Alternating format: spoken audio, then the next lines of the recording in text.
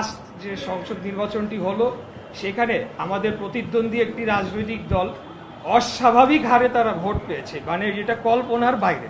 অন্তর্বর্তীকালীন সরকারের কেউ কেউ হয়তোবা আমাদের প্রতিদ্বন্দ্বী দলের প্রার্থীদেরকে জেতানোর জন্য স্পষ্ট সাহায্য করেছে বলে আমরা বিশ্বাস করি। আমাদের কাছে সেই ধরনের কিছু অভিযোগ সেই দিনই এসেছে এবং আসলে প্রত্যেক সংসদ সদস্য যারা আছেন বা যারা মন্ত্রীরা আছেন তারা তো সংসদ সদস্য হয়ে দেন একটা মিনিস্ট্রির দায়িত্ব ওনারা পালন করেন।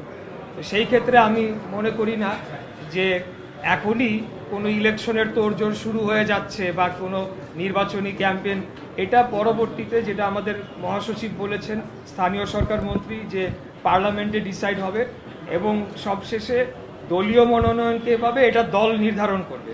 তো এগুলো অনেক প্রক্রিয়া বাকি রয়েছে। এর পাশাপাশি একটা বিষয় আজকে একটু না বললেই না, আমরা দেখেছি যে লাস্ট যে সংসদ নির্বাচনটি হলো সেখানে আমাদের প্রতিদ্বন্দ্বী একটি রাজনৈতিক দল অস্বাভাবিক হারে তারা ভোট পেয়েছে, মানে যেটা কল্পনার বাইরে। আমি আমার আসনের কথাই বলতে চাই। 1996 সালে সেখানে জামায়াতে ইসলামীর সর্বোচ্চ ভোট তাদের জীবনে 3000 ভোট পেয়েছিল এবং সেখানে হাত পাখা তারা পেয়েছিলেন 6000।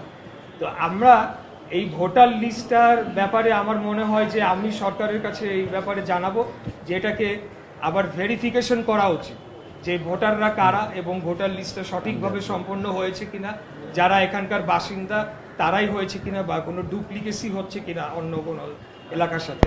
কারণ এই বিষয়টা আসলে বোধগম্য নয়, বিশ্বাসযোগ্যও নয় এবং বিশেষ করে 4 এবং 5-এ আমি মনে করি যে এখানে অন্তর্বর্তীকালীন সরকারের কেউ কেউ হয়তোবা আমাদের প্রতিদ্বন্দ্বী দলের প্রার্থীদেরকে জেতানোর জন্য স্পষ্ট সাহায্য করেছে বলে আমরা বিশ্বাস করি। আমাদের কাছে সেই ধরনের কিছু অভিযোগ সেই দিনই এসেছে এবং তার আগে পরেও আমরা কিছু অভিযোগ পেয়েছি। তো বিষয়টি হচ্ছে যে এই ভোটার লিস্ট কারেকশন করা এগুলা তারপরে সেনা নির্বাচনের প্রশ্নটি আসতে হবে আর কি। তাছাড়া তো একটা ফেয়ার নির্বাচন আমরা কিভাবে আশা করতে পারি, এটি